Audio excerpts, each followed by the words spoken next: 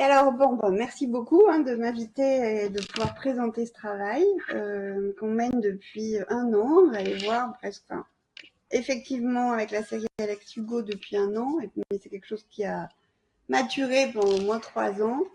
Voilà, parce que donc, comme tu l'as dit, je travaille sur des fictions uniquement. J'ai jamais fait autre chose en film. Donc voilà, soit au casting figuration, soit à l'assistante à la mise en scène, etc. Et j'ai, en parallèle des films, développé aussi d'autres projets, dont à un moment donné une thèse sur la transition écologique. Parce que je voyais arriver ce mouvement et je me demandais mais qui sont ces gens? Il y a un développement durable, arrive la transition, qu'est-ce qu'ils veulent raconter d'autre, de différent?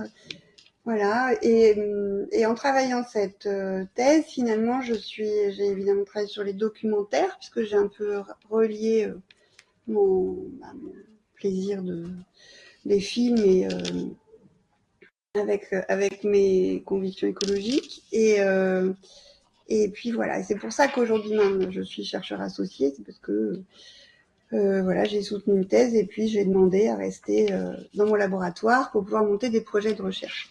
Donc là, je vais vous en présenter un. Les slides, elles sont assez fournies, donc parce qu'elles me servent de support, parce que vous les aurez après. Mais si vous voulez bien là, ne vous fatiguez pas à m'écouter et lire en même temps. Juste écoutez-moi, vous allez voir, je défile les slides et puis vous aurez tous les repères après. Voilà, donc on a décidé avec Gaëtan que ça s'appellerait réintroduire la biodiversité dans les récits. Et là, comme vous voyez, j'ai rajouté dans les films. Parce qu'en fait, ce que je vais vous proposer, c'est de comprendre en fait comment est-ce qu'on peut mettre de la biodiversité, mais en passant par la mise en scène, par notre manière de faire le film, par la réalisation.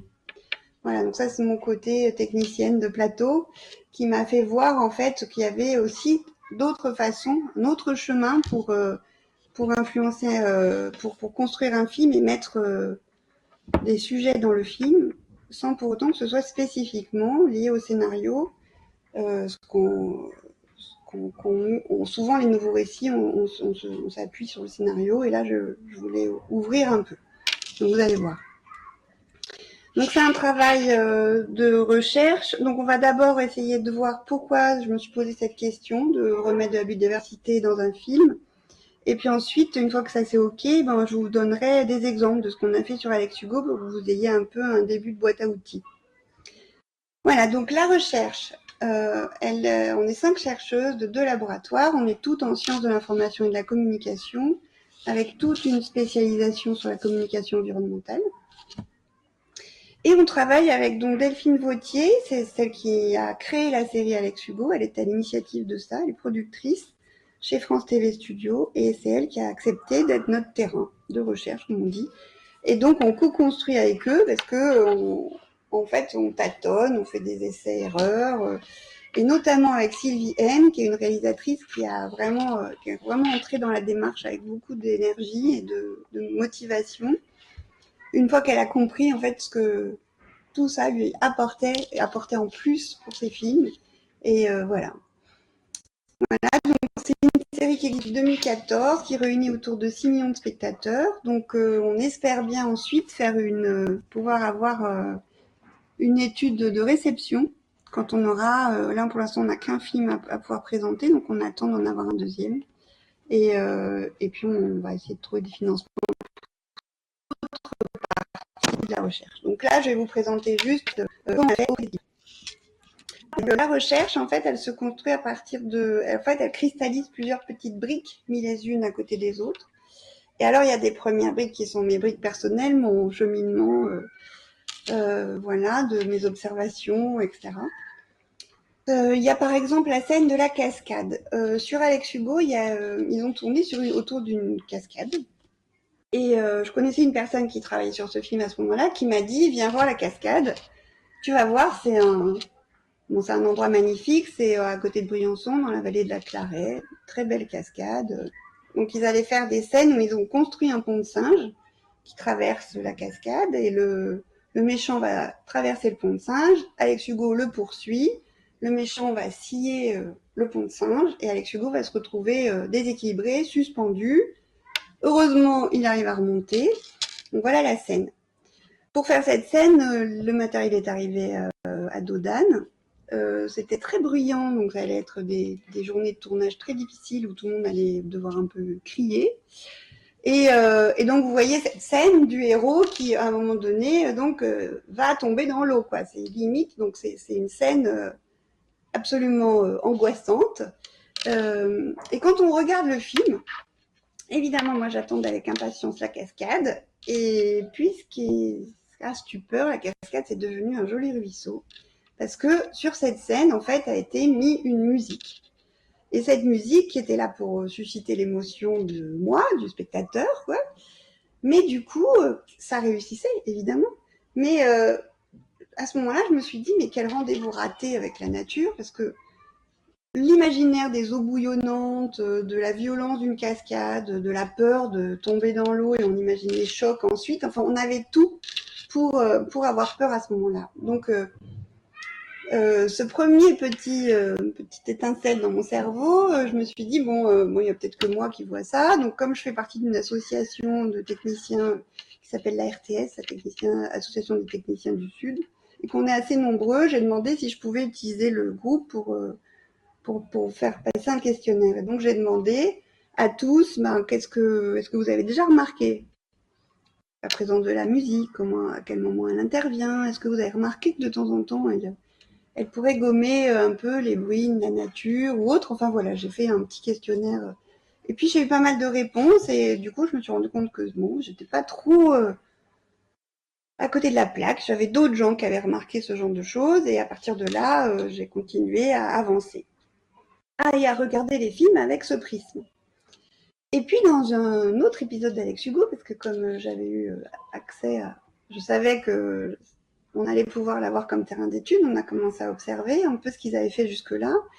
Et il y a une scène aussi que j'ai trouvée assez intéressante. Là, il y a la lumière qui tombe, je crois que c'est un peu dans la nuit. Qui était l'histoire de la forêt de Bouleau. Alors ça, c'est... on voit Alex Hugo qui traverse une forêt, donc il est vraiment cadré au milieu de troncs d'arbres. Et il est là, voilà, il cherche son chemin, enfin, dans cette forêt. Les troncs d'arbres sont vraiment présents.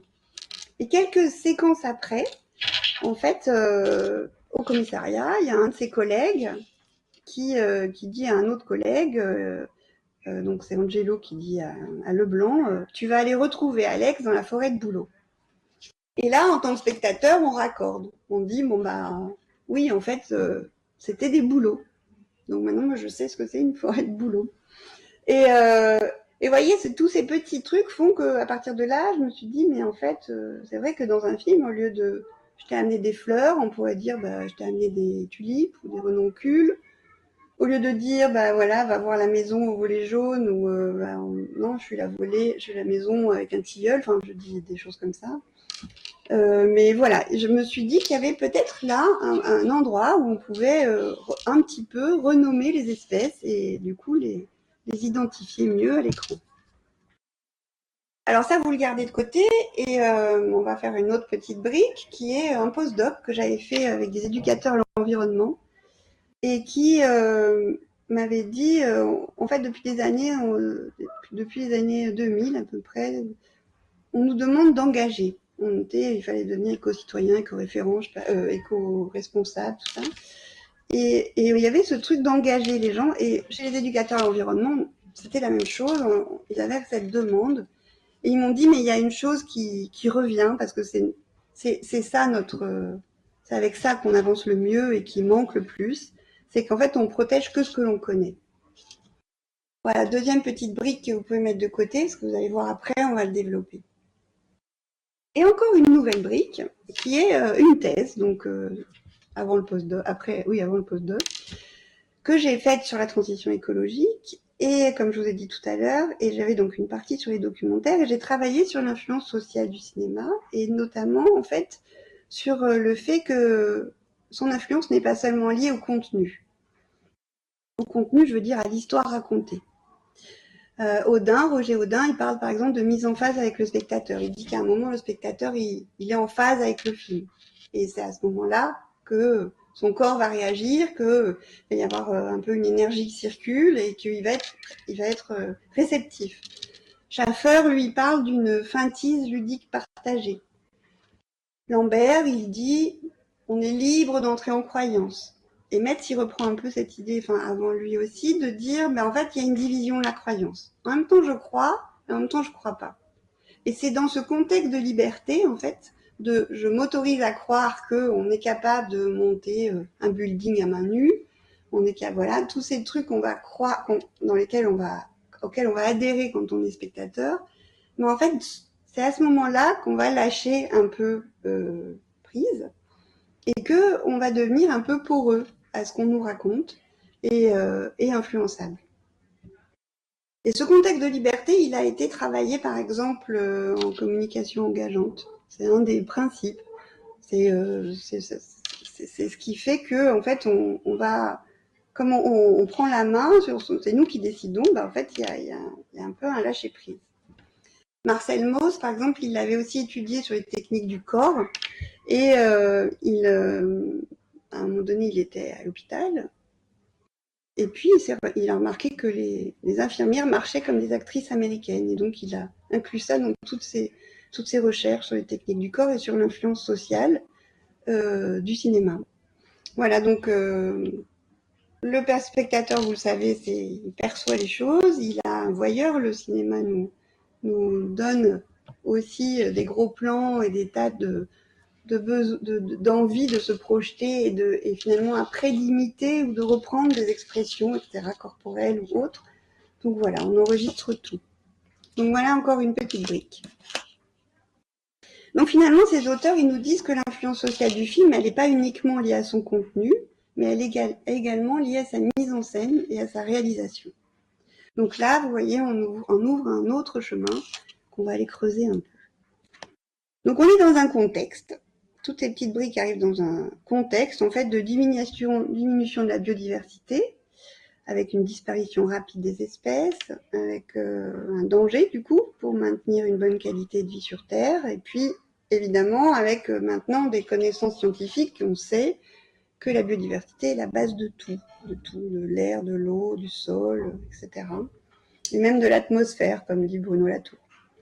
Donc en fait, on a ce contexte et en parallèle, on a notre relation aux autres espèces, avec une perte de connaissance des espèces. Donc on a dit tout à l'heure, on protège que ce que l'on connaît. Mais là, on sait moins les reconnaître, on sait moins les nommer, et on va observer même des maladies psychiques ou physiques de manque de nature. Donc en fait, c'est ce que discutent des chercheurs, en fait, qui nous montrent que tout cela a des conséquences, en fait, sur la préservation et sur la santé. Donc là, je vous ai cité quelques auteurs, mais il y en a bien d'autres. Il y a Baptiste Morisot, qui est philosophe, qui nous parle d'une perte de sensibilité envers le vivant, à cause justement d'un manque de contact avec la nature, et aussi d'un manque d'égard. On ne sait pas, en fait, de quoi elle a besoin, telle plante, tel animal, comment se comporter, comment les observer même. Anne-Caroline Prévost, qui est écologue, elle reprend l'amnésie environnementale générationnelle de Peter Ashkan. Et elle questionne en fait une prise en compte de la nature dans nos actions quotidiennes et les différentes manières de se relier à la nature, avec l'importance de la fréquentation de la nature pour le bien-être psychique.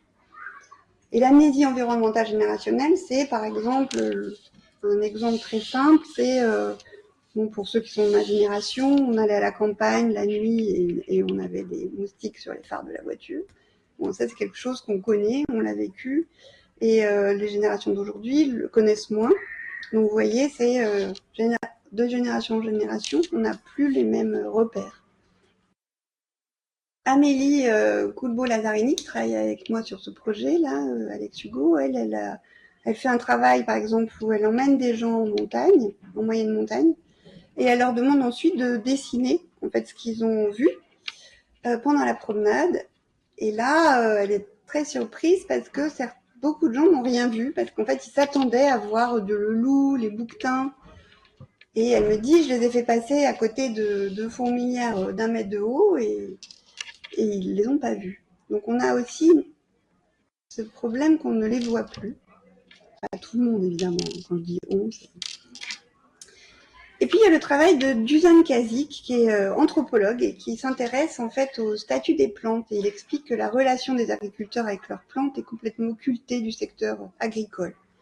Et ça, c'est un travail intéressant de resituer en fait justement l'agriculteur non pas tout le temps dans un sujet dans quelqu'un qui doit produire. En fait, sa relation aux plantes et aux animaux, elle est vraiment autre que ça. Et je trouve que c'est ce qu'on avait vu dans le film Petit Paysan, entre la relation des éleveurs avec les animaux. Ben, vous avez vu, si vous avez vu ce film, en fait, à l'image, elle est très présente, mais dans les discours et dans les manières dont, en fait, on vient voir son travail, etc., ben, ça, c'est complètement occulté. Pourtant, en fait, le film, donc, c'est une représentation du monde. Si on revient donc à notre sujet sur la fiction, un film, ou même un document, ouais, on va dire un film, cinéma, c'est un produit culturel qui s'inscrit dans un contexte socio-historique donné. Et même si le cinéma est jouit d'une relative autonomie en tant qu'art, en fait, les films, ils ne sont pas isolés des autres secteurs d'activité. Donc, pour comprendre pleinement la production cinématographique d'une période donnée, en fait, il faut avoir un regard un peu d'historien, de sociologue, voire d'économiste.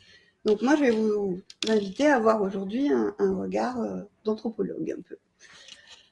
Voilà. Donc, de se demander, en fait, les films qu'on produit aujourd'hui, bah, regardons-les, qu'est-ce qu'ils nous racontent de notre société, etc., quand justement, on voit que la biodiversité est pas très présente.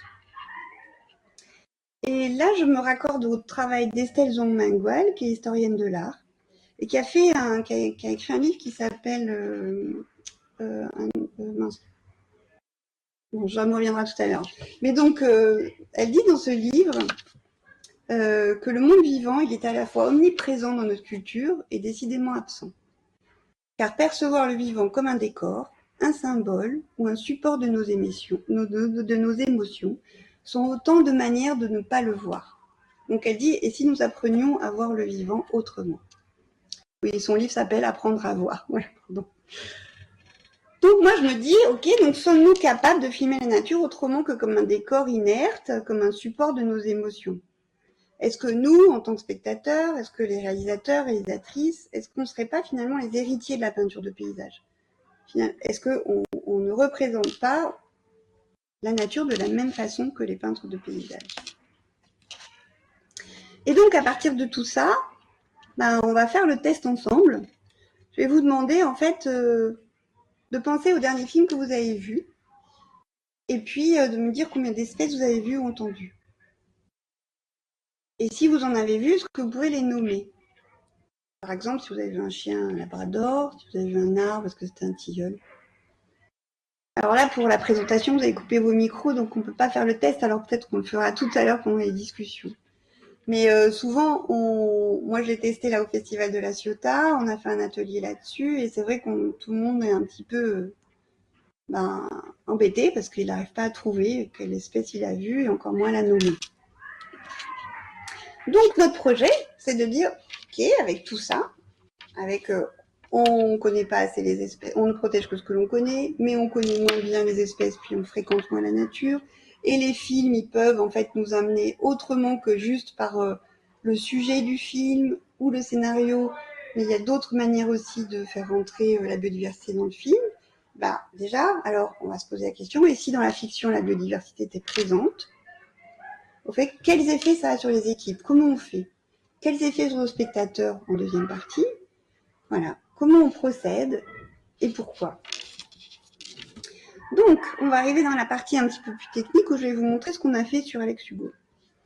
C'est une fiction, donc je vous l'ai déjà dit, fiction audiovisuelle de biodiversité, la série Alex Hugo, produite par France TV Studio. Donc nous, on a donc assemblé plusieurs briques. On en a encore d'autres, mais je ne vous ai pas tout mis. Et on a fait d'abord une étude en phase 1, une étude interne des professionnels du film. C'est une méthode qualitative, on a fait des entretiens, on est allé sur le terrain, on a fait des propositions, des réunions, etc. Et en phase 2, c'est une étude externe sur les spectateurs, mais donc qui n'est pas encore arrivée. Alors l'étude sur Alex Hugo commence d'abord par l'étude de l'observation du film En terre sauvage, qui est réalisé par Olivier Langlois. Et dans cet épisode, en fait, on a des scientifiques qui observent le vivant.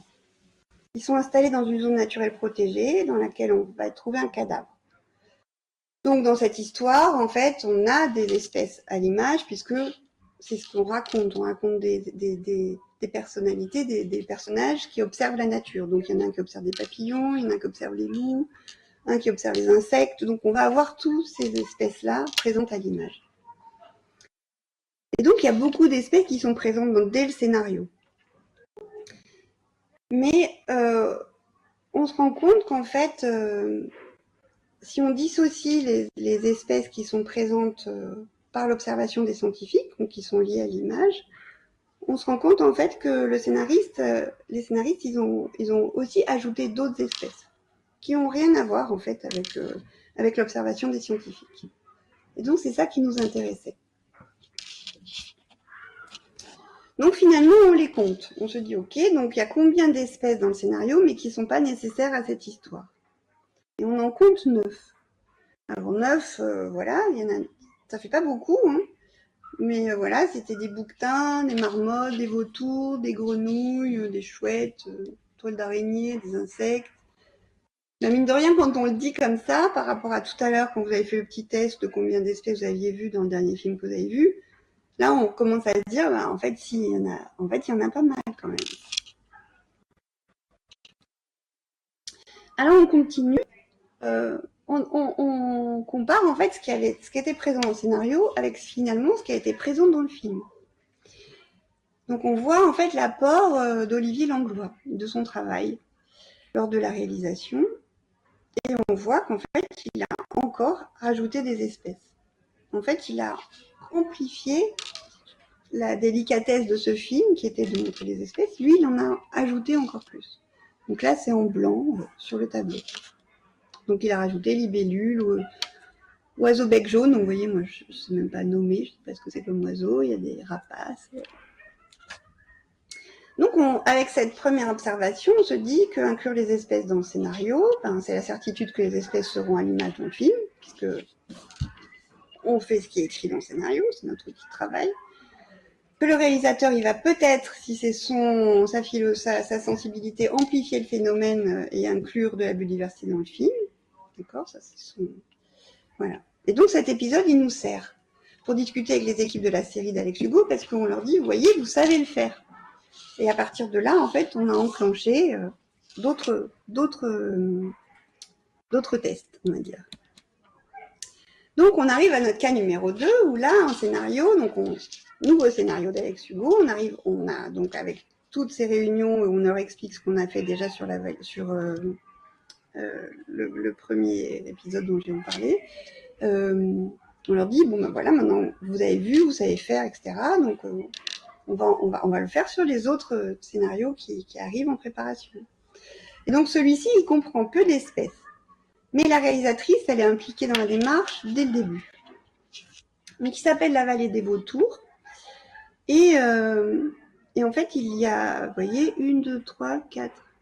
Il y a 5 séquences seulement dans ce film où il y a des espèces. Soit les vautours, soit la tome de brebis. Enfin, voilà, on a essayé de lister en fait les autres espèces qui pouvaient être nommées ou dans le scénario. Les vautours, c'est souvent parce qu'en fait, il y a un cadavre. Donc on est là sur une projection, en fait. Alors finalement, on fait pas mal de réunions, on explique, etc. Et finalement, la réalisatrice, Sylvie N, nous dit, écoutez, faites-moi des propositions.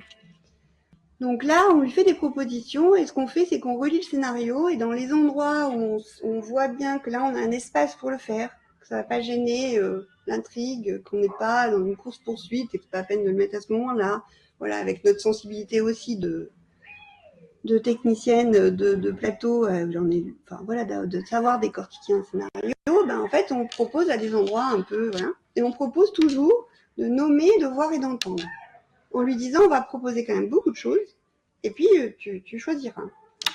Donc là, vous voyez, on a dit, est-ce qu'on ne pourrait pas nommer les espèces l'air de rien en décrivant les lieux, puisqu'il est... Là, c'est une scène où Alex Hugo arrive avec un collègue à lui qui est anglais, et ils vont dans un hameau abandonné où normalement il y aurait dû y avoir un spa, un machin. Donc nous, on disait, bah alors au lieu de dire juste là, il y aura un spa, là, il y aura, je sais pas quoi, un terrain de tennis, bah, on pourrait dire, bah, à côté du tilleul ou à la place du tilleul, enfin, il n'y a pas de tilleul, bon, à côté du Mélèze, il y aura un spa de ce côté-là, de la Bruyère. Essayez de nommer, ou d'entendre, ou de voir. Alors, et ça nous a amené encore plus loin que ce qu'on espérait. C'est-à-dire que là, Sylvie M et finalement le scénariste Jean-Luc Esteb, ils ont carrément recréé une scène qui n'existait pas dans le film. Et donc ils sont repassés par le scénario, vous voyez. Alors je vous lis la scène. Les deux hommes descendent du véhicule, donc ils sont dans cette espèce de hameau abandonné. On entend le sifflement caractéristique des marmottes. Brian, mais qui est-ce qui nous siffle? Rire d'Alex, ben, c'est les habitants du coin, les marmottes. Elles nous sifflent parce qu'elles t'ont repéré. On voit deux marmottes se carapater en faisant balloter leur fourrure, et puis, pauvre cut, on passe à autre chose. Donc c'est une toute petite scène, mais quand on l'a lu, on s'est dit c'est vachement intéressant. Parce que cette scène, en fait, elle montre que le personnage principal, il sait reconnaître le son d'un animal, qu'il peut la nommer, que, en fait, quand on arrive quelque part, le lieu, il n'est pas désert, il est habité, et que, en fait, si les personnages n'ont pas vu les animaux, ils nous ont vus arriver, ils préviennent les autres. Donc il y a vraiment, en fait, un espace qui n'était pas vide. Et ça, c'est assez intéressant parce que souvent, quand on raconte notre travail sur Alex Hugo, on nous dit ah ben oui, mais Alex Hugo, c'est normal, c'est à la montagne, ça s'y prête, il y a des grands paysages, etc. Mais on peut avoir des petites scènes comme ça, où on peut avoir comme un personnage qui reconnaît une espèce dans n'importe quel film. Donc le résultat, c'est que c'est pas parce que un scénario ne comprend pas d'espèces qu'il n'y en aura pas dans le film. D'accord? Donc Sylvienne, finalement, quand on a vu le film, en plus de cette petite scène, elle avait finalement rajouté 18 espèces dans son film. Donc on voit comme ça, et ce sont des images qui ont été achetées. Donc c'est quand même un accord avec la production. Et puis il y a certaines images où elle a par exemple, là vous voyez dans la toute petite image en dernier, on voit Alex Hugo qui est sur une via ferrata, et juste avant, il y a l'image d'un nid d'oiseau. Bon, on ne le voit pas très bien sur les petites vignettes, mais en fait, là, elle a demandé à Samuel Le Bihan de jouer parce que elle avait prévu dans son montage qu'à ce moment-là, elle mettrait ce nid. Et donc lui, dans la Via Ferrata, il pose un regard sur ce nid. Et voilà. Alors. Cas numéro 3, en fait, il y avait un deuxième épisode de la série qui était réalisé par une autre personne que Sylvie N et qu'on a contacté complètement excitée parce que c'était déjà passé avec Sylvie pour continuer le travail. Et là, en fait, on est arrivé en préparation où le comédien s'était un peu blessé. La préparation était vraiment un peu speed, comme un peu tout le temps. Mais bon, là, pour le coup, lui, il n'a pas trouvé de temps. Il nous a pas accordé. Donc, je l'ai quand même eu au téléphone. Je lui ai expliqué. Il m'a dit, ah bah oui, c'est une super idée. Mais finalement, il s'est rien passé. Donc, résultat. En fait, on pourrait se dire donc que sensibiliser ne suffit pas, qu'il faut un accompagnement. Il faut apprendre, il faut montrer des exemples. Mais si le scénario ne comprend pas d'espèces, que le réalisateur, la réalisatrice n'est pas accompagné, il n'y aura pas d'espèces dans le film. D'accord. Cette année, il y a le premier scénario que nous présente la productrice. En fait, il est aussi écrit par Jean-Luc Esteb. Et pour le coup, il y a plein d'espèces dès le scénario. Et pourtant, c'est pas le sujet du film. Donc, on a vu déjà qu'il y a une espèce d'influence déjà du scénariste qui a intégré la démarche. Et puis, on a fait comme d'habitude, on a fait des propositions à Sylvie M. Et là, ils viennent de finir de tourner. On ne sait pas ce qu'elle a choisi, on ne sait pas ce qu'elle va faire. Voilà, donc on est obligé d'attendre ce qui est très difficile pour les chercheuses qui travaillent avec moi parce qu'elles ont un peu l'habitude de calibrer quand même. Mais donc on découvrira ce qu'elle a fait au moment de la projection du film. Voilà. Donc tout ça pour vous dire que vous voyez, on part, on n'est pas obligé de partir au scénario. Mine de rien, on y revient quand même parce que c'est notre outil de travail. Mais par un détour comme ça sur la mise en scène, ben, on peut mettre de la biodiversité dans un film. Voilà, et comme je vous disais tout à l'heure, le 6 juin dernier, à La Ciotat, on a fait un atelier et ça a ouvert des portes et partout où en fait je l'ai montré, on me dit « Ah mais oui, c'est vrai, on pourrait faire ça, on pourrait faire ça ». Et même dans le documentaire, ça ouvre des portes. Voilà. Bon, ça, c'est d'autres investigations qu'on a fait. Ça, c'est plus du quantitatif pour voir un peu d'autres méthodes d'analyse des scénarios. Voilà. Donc, en résumé, relire un scénario, proposer des solutions pour faire apparaître des espèces dans le film, c'est possible. Les scénaristes et la réalisateur et la réalisatrice trouvent souvent un intérêt à cette démarche parce que ça donne une couleur à leur film, aux personnages. Ils ont l'impression de participer. Et par manque de temps, je dirais, ils ont besoin d'être accompagnés et aussi par manque de... Pour l'instant, ça n'est pas encore entré dans les habitudes. Il faut juste rouvrir la porte, en fait. Après, ils nous proposent des choses qui vont bien plus loin que tout ce qu'on espérait. Ça participe à une sensibilisation à la biodiversité des équipes de films, puisque, en fait, toutes les équipes d'Alex Hugo étaient partie prenante de la démarche après. Sylvie M, elle a fait des scènes où à un moment donné, elle arrivait dans un village et il y avait un chat qui traversait. Elle disait « Ah ben, il me faut le chat parce que ça va être bien pour la recherche ». Donc elle le mettait sur le côté recherche, mais aussi parce que dans son film, ça l'intéressait. Et d'ailleurs, quand on a fait la projection du film, à la sortie, il y avait des gens qui disaient « Ah, et puis c'était bien ce chat qui traverse, parce que c'est un peu comme dans la vie. » Voilà. Ça, ce sont des choses que les réalisateurs entendent. Voilà, c'est pas compliqué à mettre en œuvre. Et on peut le faire sur tous les films. Il suffit de savoir, en fait, servir le film pour le faire au bon endroit. Voilà, merci beaucoup de votre attention. Et puis, ben, je vais quitter le plein écran pour pouvoir vous voir. Voilà.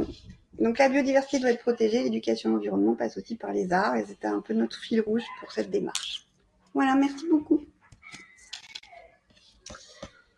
Un grand merci à toi. Voilà. J'ai fait la demi-heure. Oui, bon, ça va. Bah, si les uns et les autres ont des questions, n'hésitez pas à en poser. Moi, j'ai des questions, mais comme je suis fan, ça peut prendre 1 heure. Donc, si quelqu'un veut y aller avant... Non, vas-y. Ouais, je suis absolument fan de votre travail. Je suis trop merci. En fait, il se trouve que, ça fait longtemps qu'on aurait dû échanger par mail sur ces questions-là, mais avec Charles, qui est donc l'autre coordinateur de ce groupe, et qui n'est pas là ce soir, je crois, il y a quelques temps,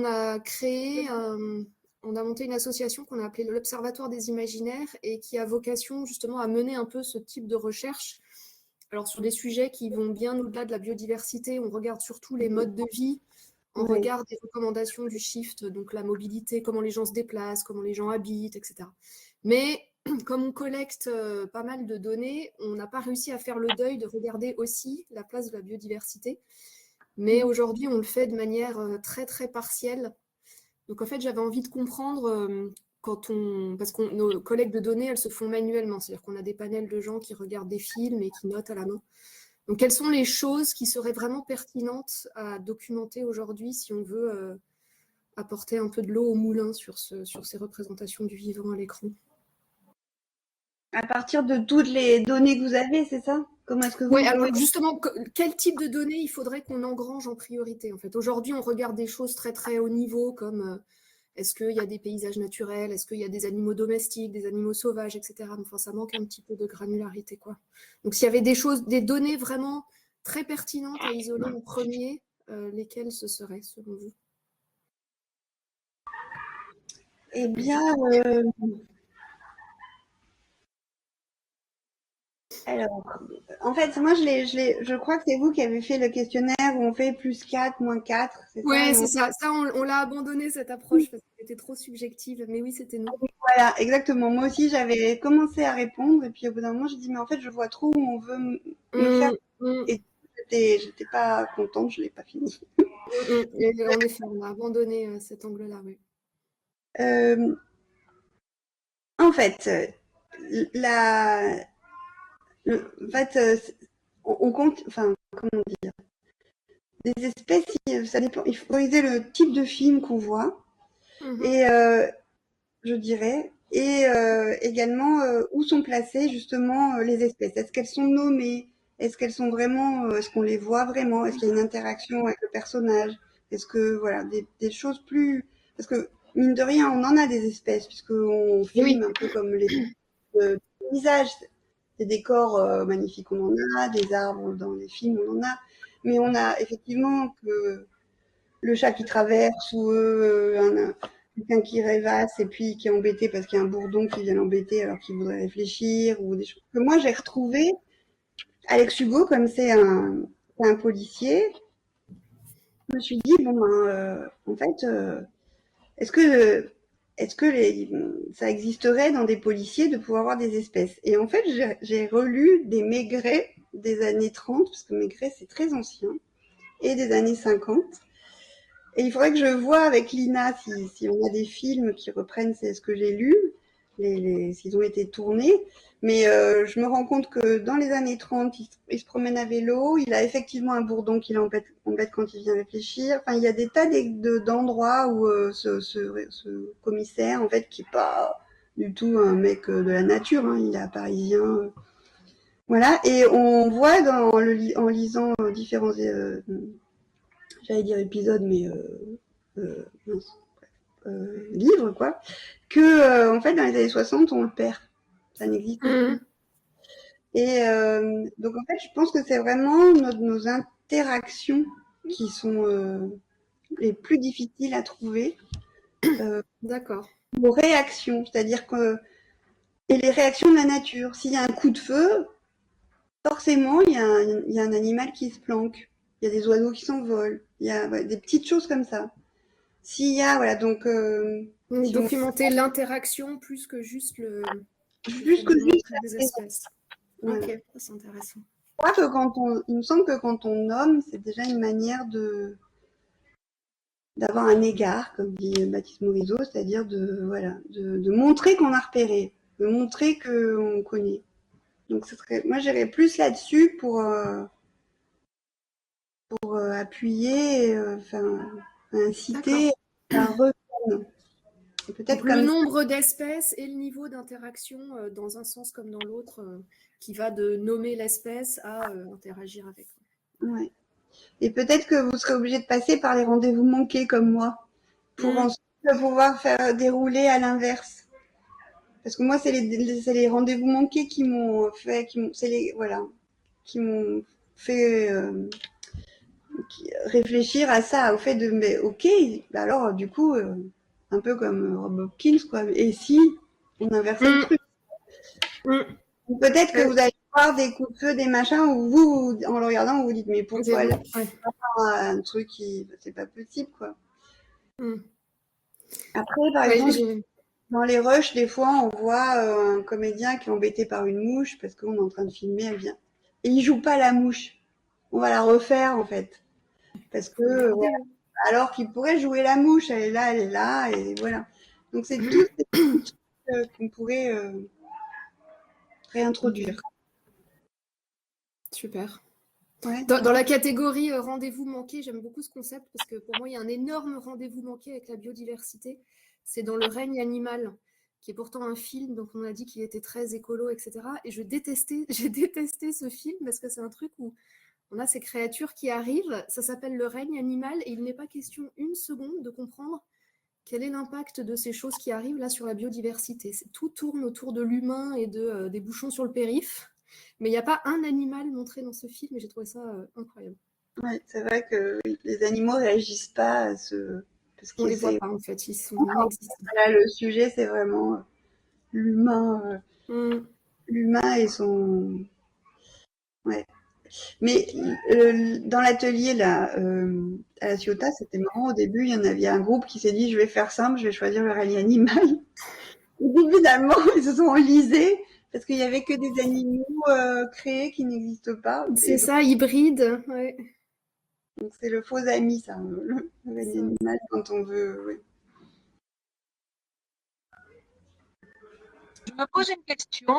Est-ce que c'est pas dû en partie à une absence de réalisateurs, de scénaristes, enfin, qui ne soient pas issus de la ruralité? Est-ce que les gens issus de la ruralité sont plus enclins à, à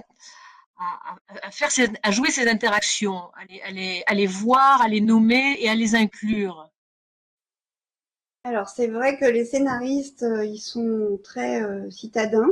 Ils sont souvent, et beaucoup sont à Paris. C'était une étude qui était intéressante de Sabine Chalvant de Merzey, qui avait fait une étude dans les années 90 sur France Télévisions lançait. En fait, ils voulaient avoir des nouveaux scénaristes et donc ils avaient fait un appel à projet. Ils avaient reçu énormément de scénarios et elle avait étudié tous ces scénarios pour voir un peu quels étaient justement les sujets sociaux qui ressortaient le plus.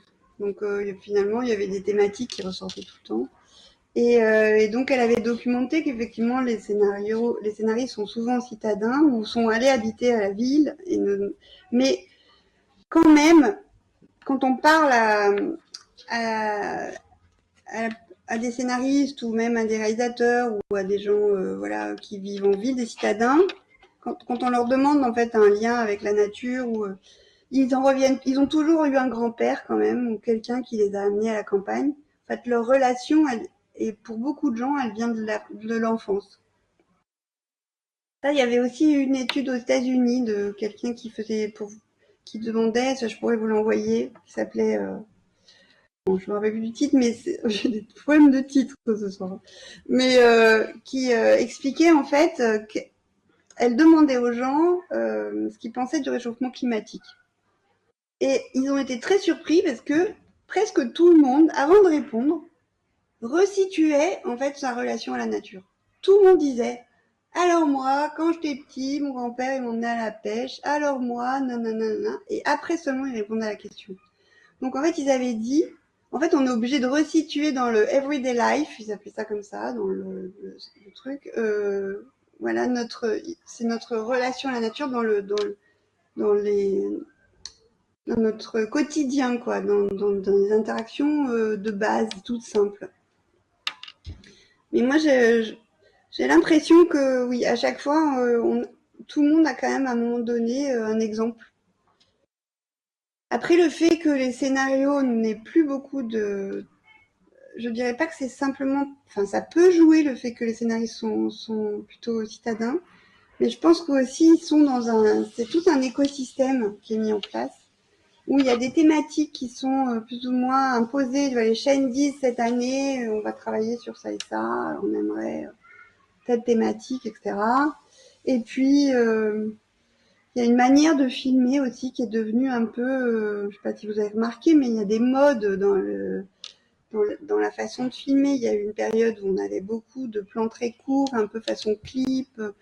Donc, c'était des réalisateurs qui étaient très sur la technique et moins sur le jeu des comédiens. Et voilà. Donc, je pense qu'il y a tout un ensemble de choses comme ça qui font que, mine de rien, on ne s'est pas rendu compte, mais on met plus de biodiversité dans nos films. Après, là, je vous parle des films qui sont où les réalisateurs sont pas scénaristes. Et Alex Hugo, c'est le cas, et la télévision, c'est le cas. Sur les réalisateurs qui font du cinéma et qui ont écrit leurs films, là, en fait, on peut pas trop arriver au moment de la préparation. Il faudra arriver avant, parce qu'eux, ils ont normalement déjà mis un peu leur trip dans leur film, ce que les réalisateurs de fiction télé font pas, vont faire qu'au moment de la réalisation.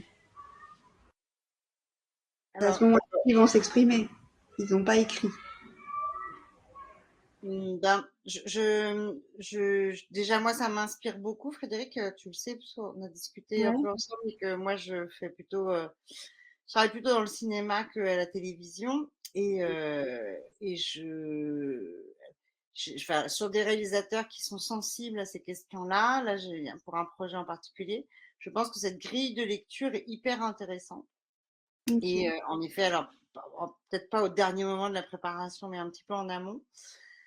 Le premier frein, si je prends ma casquette de directrice de production, ça peut être oui, mais les animaux, c'est galère parce qu'il faut un animalier, donc c'est cher, donc machin, là. Donc, avoir cette culture aussi de comment on travaille avec des stock shots et d'aller chercher des images d'archives pour alimenter la narration. Ça coûte enfin, ça coûte pas beaucoup d'argent en tout cas, on va dire, en Ouais. termes de temps de tournage, ce qui est quand même parce que dès qu'il y a des animaux, alors souvent c'est plutôt des animaux domestiques d'ailleurs, mais ça impacte beaucoup le temps de tournage, donc ça fait partie des enjeux, on va dire, de production. Et le deuxième que je vois moi, et j'espère bien pouvoir diffuser ce webinaire auprès de mes amis monteurs son, pour aussi alimenter enfin, voilà, les bandes sonores des films au-delà de ce qu'il y a à l'image. Est-ce que toi, tu as déjà discuté avec des monteurs son et où en est la culture sonore, on va dire, de nos films?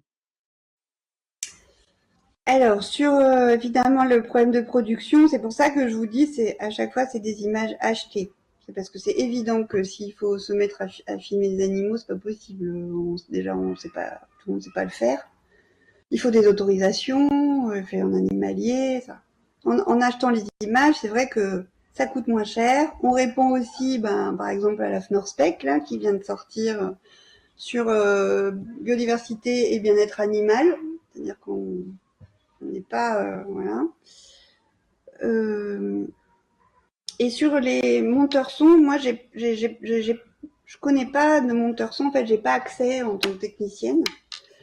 Moi, j'ai interrogé les ingénieurs du son avec qui je travaille, en essayant de leur dire, ah ben là, tu vois, vous êtes en train de faire repartir des cigales, parce que on a choisi une terrasse de bistrot sous des platanes et en plein été, et forcément il y aura des cigales, donc on va les chasser. Donc là, j'essaye de leur dire. Alors j'ai essayé de leur dire, est-ce que vraiment on peut pas les laisser? Est-ce que on peut dire aux comédiens qu'on va faire jouer? Ah ben moi je me déplace parce que là je t'entends pas, il y a les cigales, des trucs comme ça.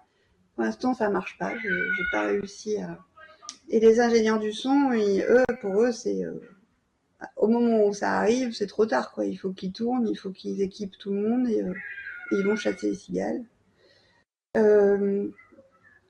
Et eux me disent que non, c'est pas possible de cohabiter avec les espèces comme ça au moment où on tourne.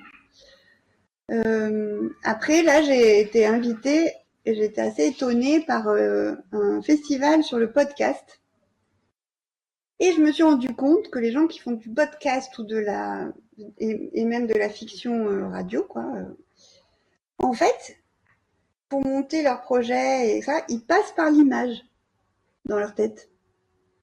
Donc, finalement, ils vont faire comme nous tous dans les films. Ils vont avoir les mêmes influences, on va dire, de la peinture de paysage ou autre, mais tu vois, ils vont avoir les mêmes, finalement, comment dire, processus, quoi. Et donc, ils vont illustrer avec ce passage par l'image. Et donc, plus ils sont nourris par des images qui n'ont pas de biodiversité, c'est-à-dire que finalement, même les films qu'on fait pourraient influencer bien au-delà que ce qu'on pense, puisque plus on appauvrit en biodiversité, moins on a des images de films, de machin en tête pour faire d'autres supports, quoi. Enfin, je sais pas si je suis très claire, mais j'ai été très étonnée de ça, de me dire de comprendre qu'il passait par l'image, en fait. Non, mais les monteurs font la même chose. non, du coup, voilà, je crois que je chemine là-dedans, mais entre ce que tu disais de l'utilisation de la musique plutôt que du son, de la prise directe pour faire vivre une émotion, ou en effet ce truc de plateau qui est de la maîtrise totale de tous les sons, les voitures, les machins, pour avoir une prise de son parfaite auquel après qu'on va reconstruire après. Mais ça c'est toute notre c'est la machine productiviste, ça, je dirais, qui fait qu'on fonctionne un petit peu comme ça. Mais c'est intéressant de les faire bosser là-dessus. Là, on n'a pas nos copains ingé son qui sont là aujourd'hui, je crois pas, je les vois pas en ligne. Mais c'est des dialogues à activer, en tout cas, à cet endroit-là. Donc, ça m'intéresse, hein, si tu le fais, de voir effectivement comment ils entendent ça. Tu sais, on sépare déjà le montage parole du montage son. Tu sais, c'est deux choses différentes. Il y a des pistes différentes. Enfin bon, bref, c'est ça. C'est un truc de plateau. Pardon, Claude, vas-y. Non, juste, je voulais faire une remarque. C'est vrai qu'il y a des bruits de la nature. Si on pense aux cigales, c'est absolument impossible pour un tournage. C'est même impossible de parler quand il y a trop de cigales à table. Donc, c'est impossible. C'est un peu compliqué, quoi. Je sais pas s'il y a des cigales chez toi, mais on n'entend pas très bien. Ça saute toujours, mais on a compris ce que tu voulais dire, Claude.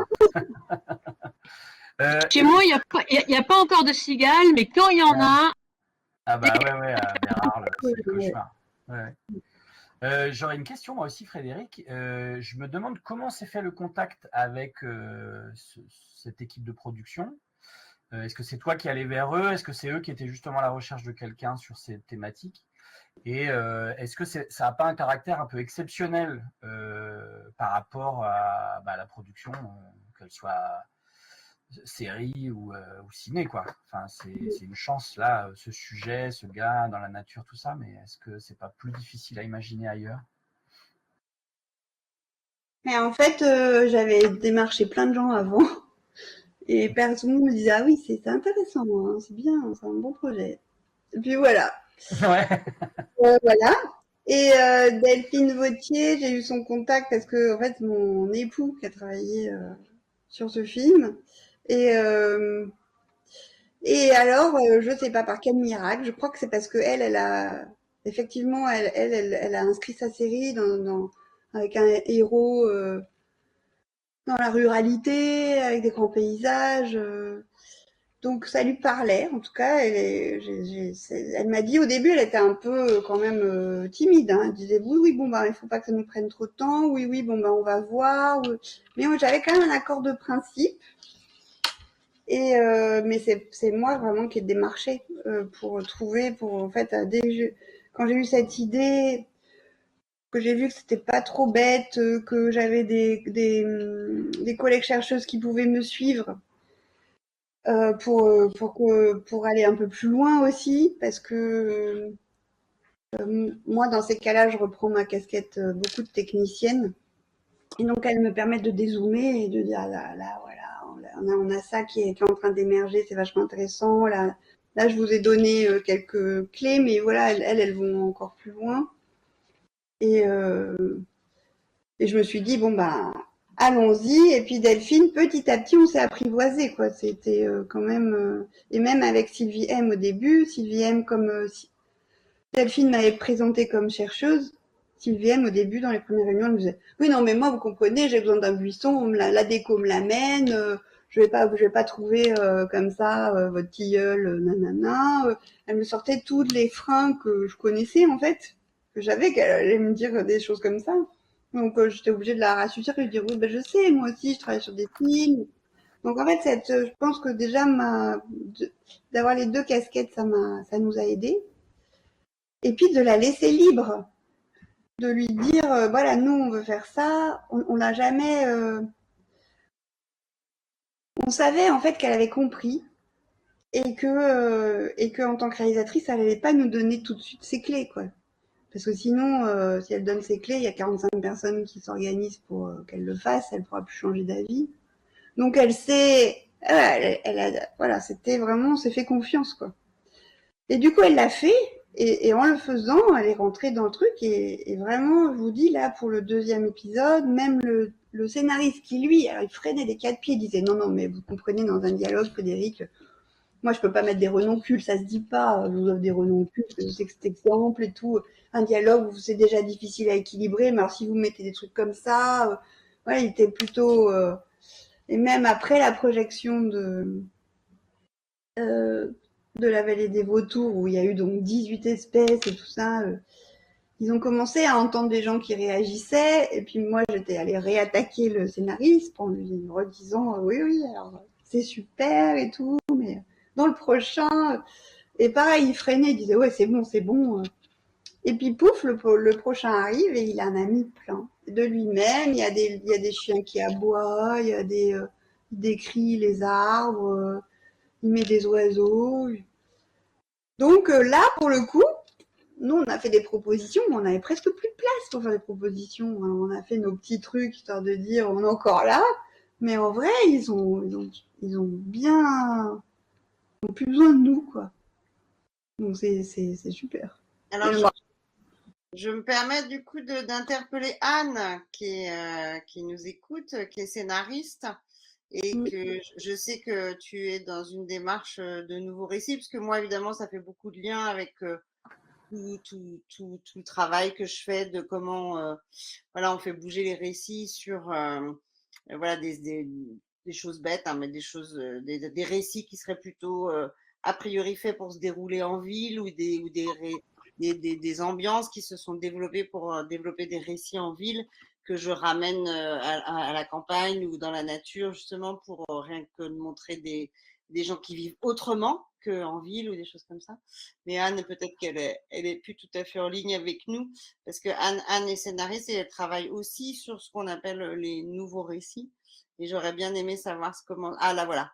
Comment ça t'inspire et comment si ça qu'est-ce que ça évoque pour toi c'est des questions que tu t'es déjà posées, c'est des nouvelles questions, c'est un mix des deux. En tout cas, ce que j'essaie de faire au maximum, c'est de nommer et de ne pas mettre dans un sac la nature avec tout ce que ça peut contenir, et plutôt de nommer les arbres, de nommer les animaux, enfin de vraiment comme si c'était Gaëtane, Frédéric, enfin voilà, des personnes à part entière. Et donc ça, c'est vraiment ce que j'essaie de faire au max. Et puis après, en fait, comme tous mes projets ont comme cœur, eux ont en leur cœur la protection des océans, la protection d'un bois. Enfin, c'est un peu toujours souvent au cœur de mon intrigue, finalement. Mais sous le biais de l'humour, parce que j'écris que des comédies. Et là, je suis en train de. Donc là, en ce moment, je suis en train de plutôt d'être sur des longs métrages et des unitaires. Il y en a un d'ailleurs que je vais proposer à Climate Spring, qui est un organisme britannique qui encourage justement les nouveaux récits, les coproductions. Enfin, ils ont un peu une action 360 dans l'audiovisuel. Et là, ils ont lancé un appel à projet. Donc, c'est jusqu'à la fin de cette semaine. Donc là, je suis vraiment un peu à fond dessus. Donc, c'est pour soit des unitaires ou des longs métrages de cinéma. Donc, c'est en anglais. Et en fait, il faut soumettre un synopsis de 3 à 5 pages dans lequel on va justement être dans cette dimension de nouveaux récits et vraiment dans une transition. Et plutôt dans quelque chose d'utopique, voilà, que bon, en tout cas, nouveau récit, donc voilà, plutôt parler de tous ces enjeux, mais avec une action, même s'il y a des obstacles, des conflits, des dilemmes, quand même qu'il y ait une dynamique qui soit plutôt positive et constructive. Et donc pour cet appel à projet-là, en fait, j'ai adapté ma série Force Rose en long métrage. Donc Force Rose, c'est une influenceuse beauté de 25 ans qui, donc, voilà, quand on est influenceuse beauté, on consomme énormément de produits cosmétiques et de plastique, qui est au cœur d'un bad buzz et qui doit donc reverdir son image. Et pour cela, elle rejoint une ONG de protection des océans. En fait, j'ai travaillé pendant 1 an pour une ONG de protection des océans et souvent, un des combats principaux, c'est le combat contre le plastique. Donc, c'est comment quelqu'un qui est accro aux produits plastiques, et c'est même au cœur de son métier, en fait, de sa vocation, va se retrouver à le combattre pour protéger les océans. Et donc là, évidemment, on est en ça. L'Arène, c'est une ONG. On parle beaucoup de la pollution des plages, de ce que ça fait également, par exemple, à une tortue. Il y a son chien qui meurt parce que, en fait, ils se rendent compte que c'est un chihuahua. Bon, c'est une influenceuse. Alors, je dis pas que toutes les influenceuses ont un chihuahua ou que les chihuahuas ne peuvent être pris par des influenceuses. Mais donc, en fait, voilà, il meurt parce que il est complètement intoxiqué au plastique. Oui, dans tous mes récits, en fait, il y a à la fois du végétal et de l'animal. Et même dans mon film de 2 minutes 18, je crois que j'ai réussi à mettre 6 visages. Il y a un chimpanzé, un lion, il y a une autruche. Et je l'ai mis au même niveau humain, en fait. Et ce qui serait intéressant aussi, du coup, à réfléchir, c'est comment nommer de la biodiversité, comment mettre à l'image de la biodiversité, même en ville, justement, que le sujet, ce soit pas forcément sur des trucs de nature. Et je sais que un de mes prochains axes sur lesquels je voudrais travailler sur les films tournage parisiens, c'est de les faire tourner dans les villes les rues, pardon, que la ville de Paris a renaturé. Donc, c'est un grand plan de com que donc, je les accompagnerai là-dedans. Mais il y a des rues maintenant qu'ils ont replanté d'arbres. Il y a Place Catalogne qu'ils ont replanté d'arbres. Et que du coup, plutôt que de le faire passer les personnages sur les grands boulevards, essayer de les faire passer, avoir des dialogues dans des lieux qui sont replantés. Voilà, il y en a pas beaucoup dans Paris, mais il y en a quelques-uns. Il Et y en a donc, à Vincennes, Gaëtan, parce que j'ai fait des repérages pour mon film. ah oui, Et il y a 4 rues végétalisées à Vincennes qui, qui sont pas trop parisiennes, donc du coup, ça a l'avantage, tu vois, de se dire que ça peut être n'importe quelle ville. Et je pourrais t'envoyer les adresses si on n'a pas pu tourner à cause des Jeux Olympiques. Et c'était les rues qu'on visait pour notre film. ouais, oui, Il en y a, ce moment c'est un peu compliqué les tournages en effet. Ouais. il y a toutes les rues aux écoles aussi. Il y a toutes les rues aux écoles qui ont été fermées à la circulation et qui ont été replantées. Et le truc, c'est que ce qui est intéressant en ville, c'est pour ça que je te rejoins là-dessus, Gaëtan, c'est que moi j'ai fait il y a quelques années, j'ai suivi des cours de la mairie de Paris justement à l'école du Breuil, et qui est l'école des jardiniers de la ville de Paris. Il y a le parc de l'école du Breuil, et en fait, on se rend compte qu'il y a une énorme diversité des arbres d'ornement, par exemple. C'est-à-dire que dans les arbres d'ornement, il n'y a pas que des platanes dans Paris. Moi, typiquement, là où je vais en Bourgogne, il y a une fontaine qui était à côté de chez moi et qu'on appelle la fontaine de l'Orme. Sauf que comme les ormes sont malades depuis X temps, depuis 30 ans, 40 ans, l'orme, je ne l'ai jamais vu. Et le truc, c'est que donc je ne savais pas reconnaître un orme. Et à un moment donné, on faisait une balade dans le bois de Vincennes et le gars nous montre un des ormes parce qu'il y a une variété d'ormes qui survit à la maladie. Et quand je me suis retrouvé, donc j'ai reconnu une feuille d'orme qui est très particulière, qui est très chouette. Et en me baladant rue de Tolbiac, je me suis rendu compte qu'en fait, je marchais sur des mètres et des mètres de feuilles d'orme parce qu'il y a plein d'endroits où il y a des ormes, où il y a des ormes qui sont des ormes américains, mais il y a plein d'ormes dans Paris, quoi. Marcher sur un lit de feuilles d'orme. Bah oui, rue de Tolbiac, à l'automne, tu marches sur un lit de feuilles d'orme, mais tu t'en rends jamais compte. Non, mais c'est beau, c'est poétique, même des feuilles qui dorment. Bon, voilà, il y a des trucs marrants aussi, par exemple, il y a beaucoup de ginkgo biloba, par exemple, dans Paris. Donc on reconnaît avec sa feuille qui est qui est très particulière.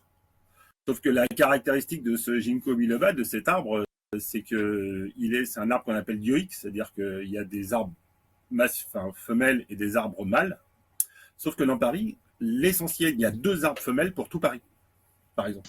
Ils sont au bois de Vincennes. Je crois qu'il y en a un au bois de Vincennes et il y en a un au Jardin des Plantes. Mais en fait, il y a une discrimination parce que les arbres, les fruits du ginkgo biloba sentent mauvais. Donc les arbres femelles sont chassés des rues de Paris. Mais je veux dire, voilà, je pense que même dans Paris, il y a plein de, effectivement, il y a pas besoin d'aller, il y a pas besoin d'aller dans la grande nature pour parler de biodiversité.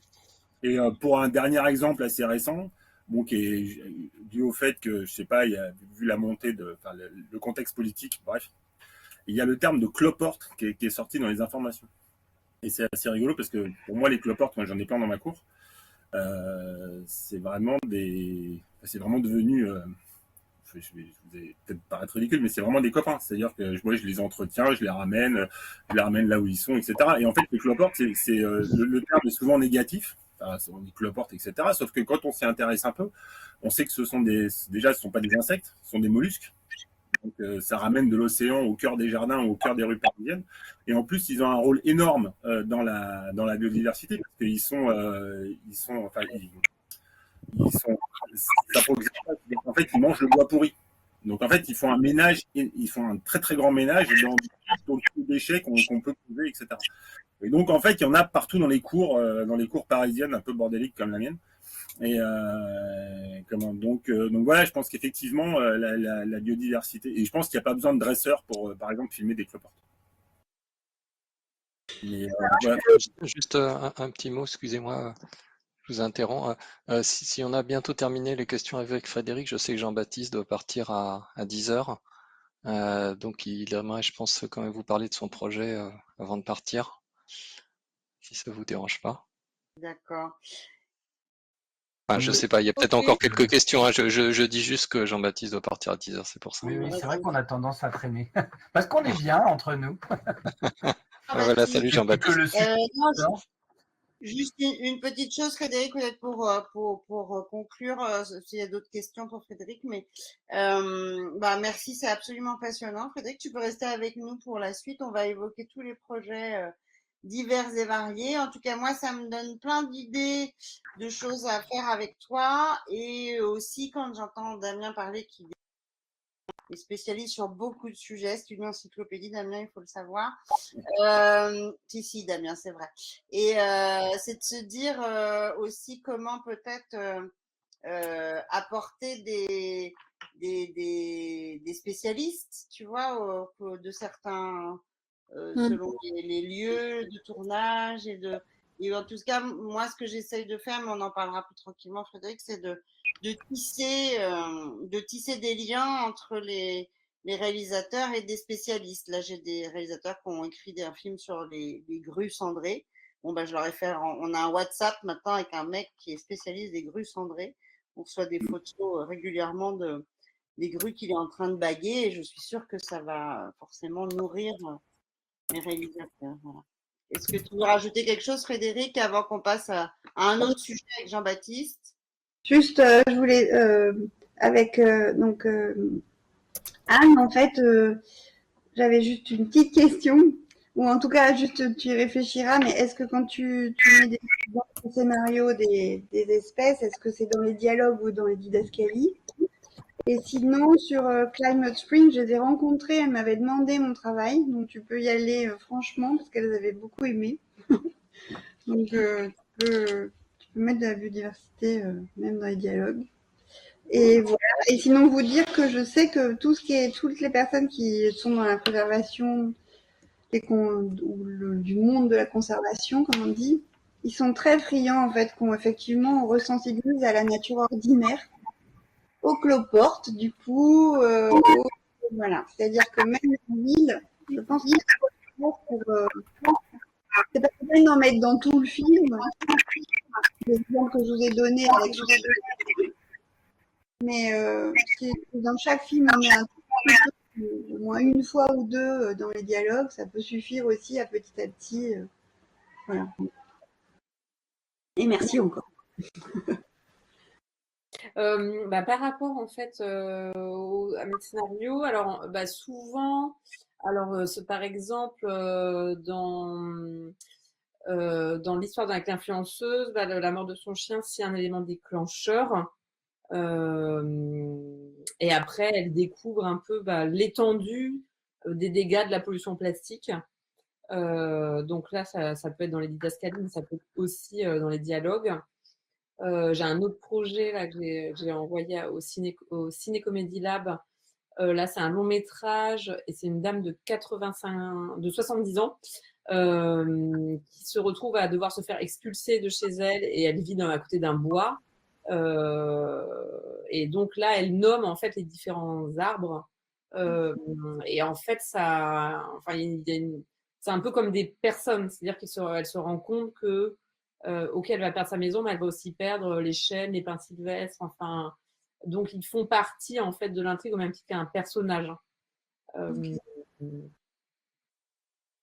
Je propose que du coup on laisse la parole à Jean-Baptiste. Oui, ce serait bien de passer à Jean-Baptiste maintenant. Ouais. Merci beaucoup Frédéric, c'était passionnant. Merci beaucoup.